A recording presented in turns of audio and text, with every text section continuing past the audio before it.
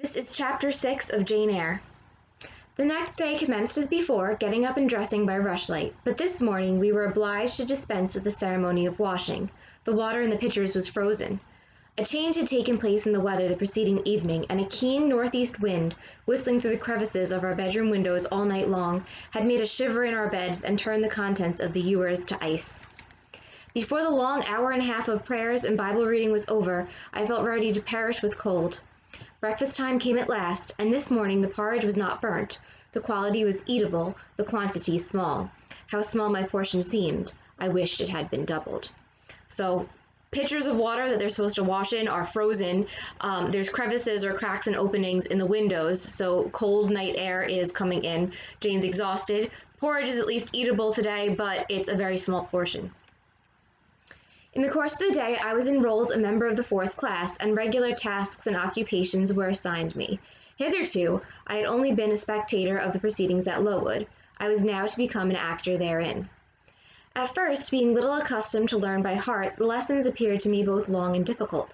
The frequent change from task to task, too, bewildered me, and I was glad when, about 3 o'clock in the afternoon, Miss Smith put into my hands a border of muslin 2 yards long, together with needle, thimble, etc., and sent me to sit in a quiet corner of the schoolroom, with directions to hem the same.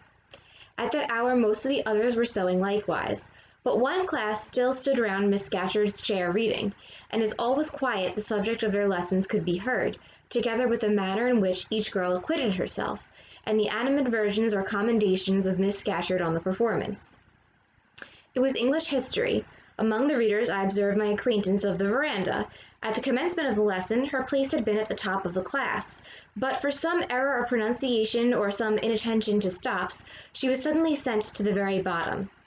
So in modern times, we sometimes have class rank in high schools, oftentimes when seniors are graduating, and you'll be ranked determined by your grade point average. Similar thing happens in a school like Lowood, where you would have classes. So Jane's put originally in the lowest class with younger children because they don't know what her level is, and she's put at the bottom of the class. So she's ranked poorly, and then what would happen if she progresses, she would work her way up to the top of the class, it would be called, kind of considered someone with the best grades. So this girl who's reading, who Jane was talking to the previous day in the garden, she starts out at the top of the class, but she messes up. So she mispronounces something, or she doesn't pause at the appropriate moment, and she's moved to the bottom of the class, which is way harsh. Even in that obscure position, Miss Scatcherd continued to make her an object of constant notice. She was continually addressing to her such phrases as the following. Burns, such it seems was her name, the girls here were all called by their surnames, as boys are elsewhere. Surname is just your last name. Burns, you are standing on the side of your shoe. Turn your shoes out immediately. Burns, you poke your chin most unpleasantly. Draw it in. Burns, I insist on your holding your head up. I will not have you before me in that attitude, etc., etc. A chapter having been read through twice, the books were closed and the girls examined. The lesson had comprised part of the reign of Charles I, and there were sundry questions about tonnage and poundage and ship money, which most of them appeared unable to answer. Still, every little difficulty was solved instantly when it reached Burns. Her memory seemed to have retained the substance of the whole lesson, and she was ready with answers on every point. I kept expecting that Miss Scatcherd would praise her attention, but instead of that, she suddenly cried out, "You dirty, disagreeable girl, you have never cleaned your nails this morning." Burns made no answer. I wondered at her silence. So this girl, Burns, is doing very well, knows all the material where others are faltering and confused, but she's still picked on by this teacher because she's sloppy, she's making these minor errors with her appearance. So it's all things that are not academically based that she's getting really picked on for. Why, thought I, does she not explain that she could neither clean her nails nor wash her face, as the water was frozen? My attention was now called off by Miss Smith desiring me to hold a skein of thread. While she was winding it, she talked to me from time to time, asking whether I had ever been at school before, whether I could mark, stitch, knit, etc. Till she dismissed me, I could not pursue my observations on Miss Scatcherd's movements. When I returned to my seat, that lady was just delivering an order of which I did not catch the import, but Burns immediately left the class and, going into the small inner room where the books were kept, returned in half a minute, carrying in her hand a bundle of twigs tied together at one end. This ominous tool she presented to Miss Scatcherd with a respectful curtsy. Then she quietly and without being told unloosened her pinafore, and the teacher instantly and sharply inflicted on her neck a dozen strokes with a bunch of twigs. Not a tear rose to Burns' eye, and while I paused from my sewing because my fingers quivered at this spectacle with a sentiment of unavailing and impotent anger, not a feature of her pensive face altered its ordinary expression.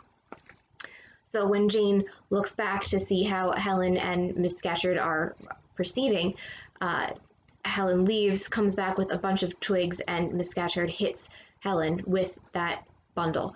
Unfortunately, at this time in history, corporal punishment, physical punishment was used in schools, and it was horribly damaging and humiliating, degrading, painful, hurtful, and awful, as we see here.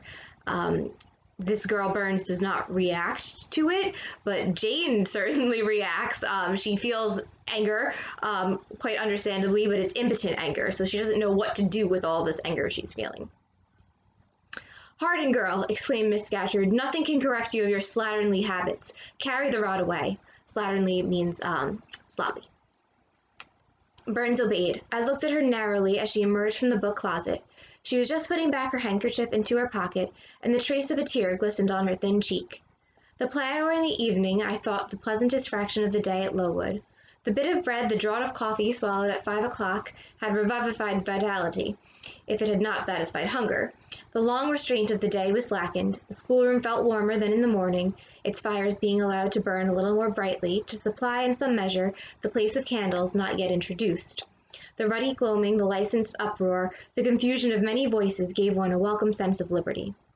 On the evening of the day on which I had seen Miss Scatcherd flog her pupil, Burns, I wandered as usual among the forms and tables and laughing groups without a companion, yet not feeling lonely. When I passed the windows, I now and then lifted a blind and looked out. It snowed fast. A drift was already forming against the lower panes. Putting my ear close to the window, I could distinguish from the gleeful tumult within the disconsolate moan of the wind outside.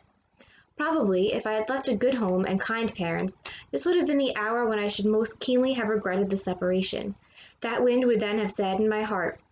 This obscure chaos would have disturbed my peace.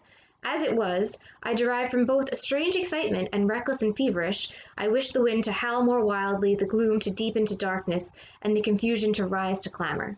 So Jane's looking out of the window and seeing that it's pretty bad wintry weather, and because she's kind of in a somber mood herself, she's not really missing home. She just wants the weather to kind of like rage to show what she's feeling inside too. Jumping over forms and creeping under tables, I made my way to one of the fireplaces.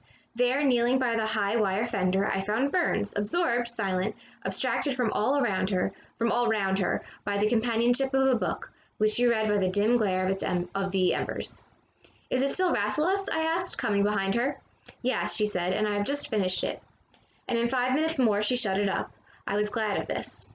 Now, thought I can perhaps get her to talk. I sat down by her on the floor. "What is your name besides Burns?" "Helen." "Do you come a long way from here?" "I come from a place farther north, quite on the borders of Scotland." "Will you ever go back?" "I hope so, but nobody can be sure of the future." "You must wish to leave Lowood." "No, why should I? I was sent to Lowood to get an education, and it will be of no use going away until I have attained that object." "But that teacher, Miss Scatcherd, is so cruel to you?" "Cruel? Not at all. She is severe. She dislikes my faults." "And if I were in your place, I should dislike her. I should resist her. If she struck me with that rod, I should get it from her hand. I should break it under her nose." We see Jane being very feisty here, so this is what she would do. She would snatch the rod away and snap it and not take any of Miss Scatcherd's shenanigans. "Probably you would do nothing of the sort, but if you did, Mr. Brocklehurst would expel you from the school. That would be a great grief to your relations. It is far better to endure patiently a smart which nobody feels but yourself, than to commit a hasty action whose evil consequences will extend to all connected with you. And besides, the Bible bids us return good for evil."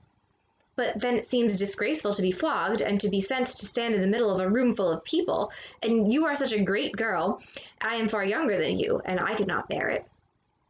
So Jane is talking about Helen's humiliation the other day, standing in front of the room of people, and just Jane feels that she would not be able to take all this quietly, and Helen is saying, why fight something when it would bring shame on your family? It could have repercussions for you. And she also mentions the Bible, return good for evil, and that's a very Christian concept, and many other religions share the same idea. But the concept is that if you are mistreated, you shouldn't harm others. Sort of this two wrongs don't make a right idea. But Helen is really saying don't act out even if you've been harmed or humiliated or acted against. Yet it would be your duty to bear it if you could not avoid it. It is weak and silly to say you cannot bear what it is your fate to be required to bear. I heard her with wonder. I could not comprehend this doctrine of endurance, and still less could I understand or sympathize with the forbearance she expressed for her chastiser. Still I felt that Helen Burns considered things by a light invisible to my eyes. I suspected she might be right and I wrong, but I would not ponder the matter deeply. Like Felix, I put it off to a more convenient season. You say you have faults, Helen? What are they? To me you seem very good. Then learn from me not to judge by appearances.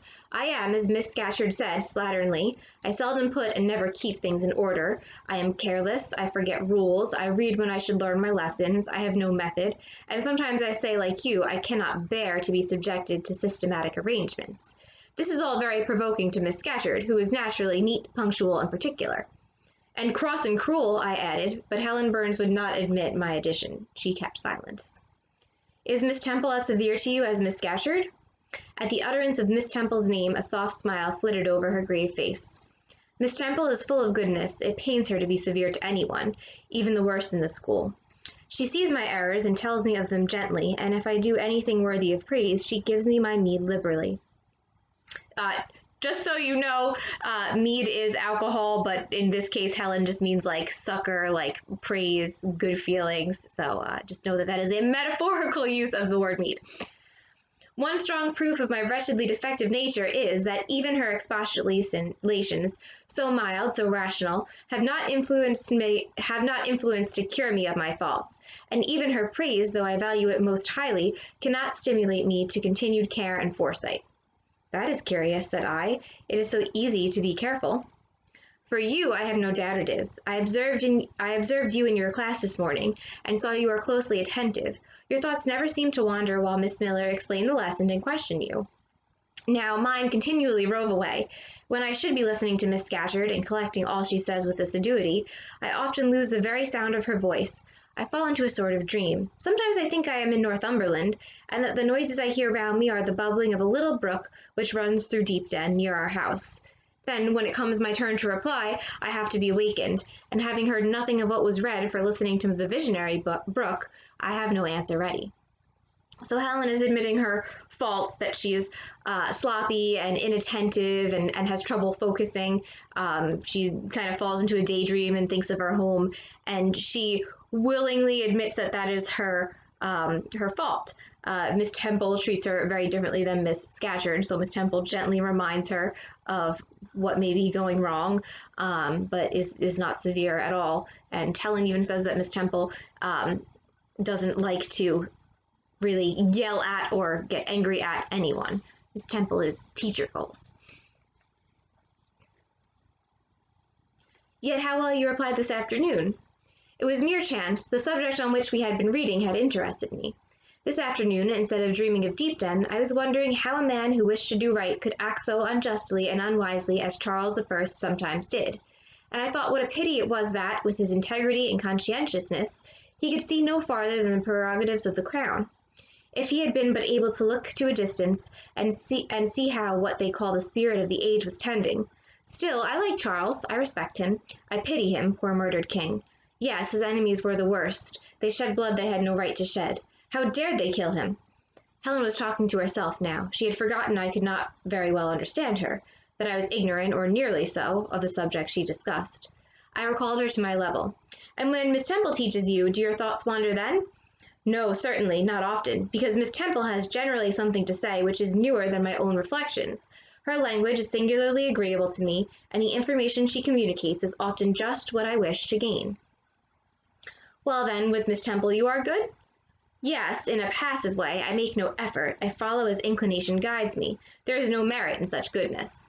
So what Helen means by that is she likes when Miss Temple teaches her, so it's not an effort to pay attention and to focus. She enjoys Miss Temple's teaching, and Helen says that there's no merit, no value in that kind of goodness because it comes naturally. It's not hard. It doesn't have to be worked at like paying attention to Miss Scatcherd.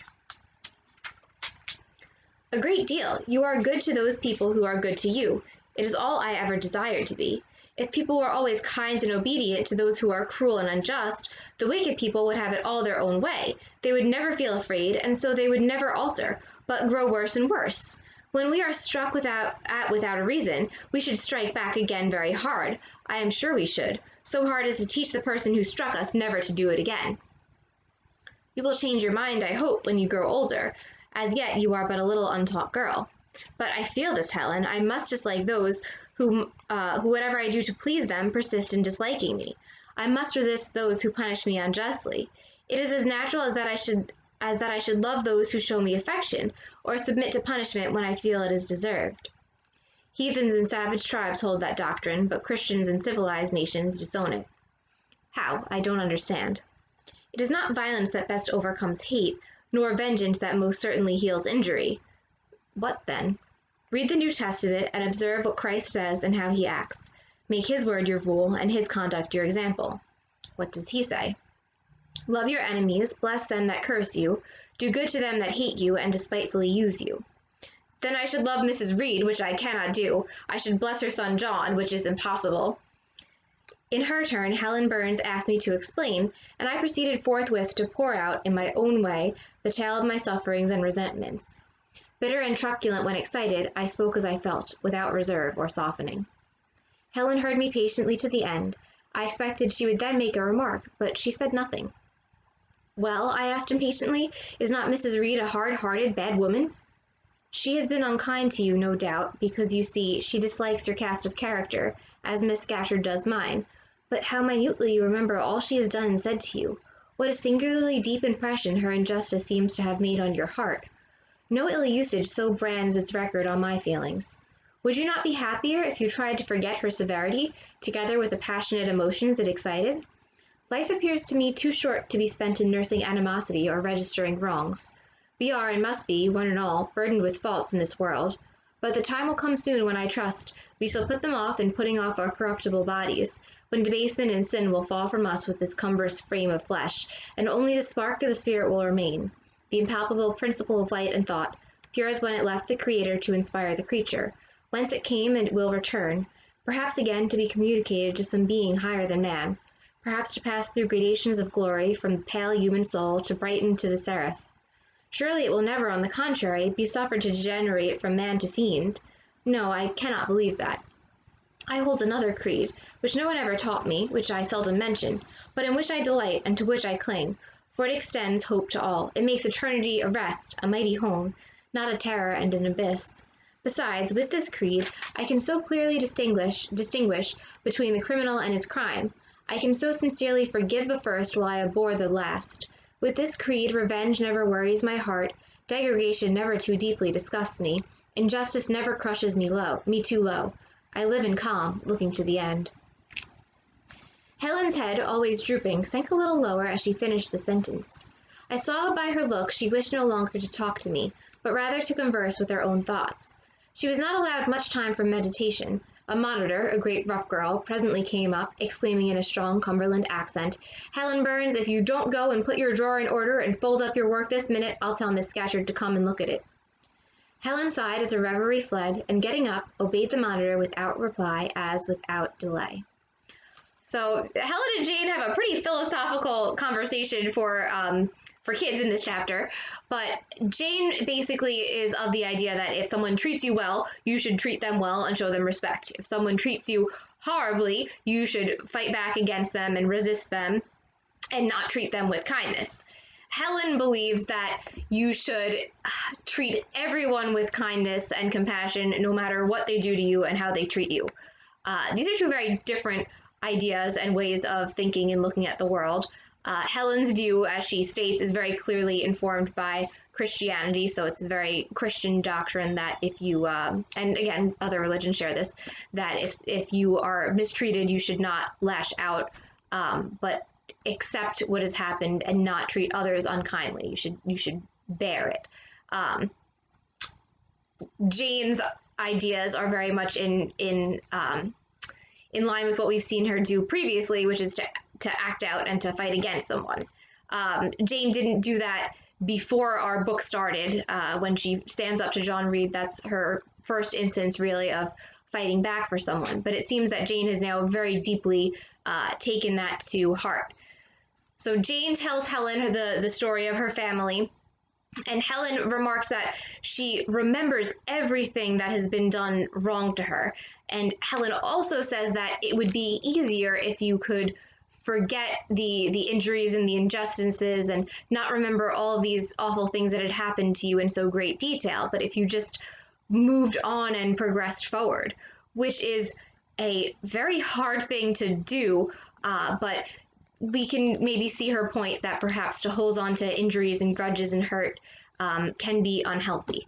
So they have very different ideas about how they should respond to mistreatment and unfairness and abuse and neglect, and they're very different philosophies. But they do seem to both understand going through those sorts of hardships. So although they have different responses to it, the situation which has created those responses is very much the same. They're both victimized, neglected, and have been seriously mistreated in the past. And that is chapter 6.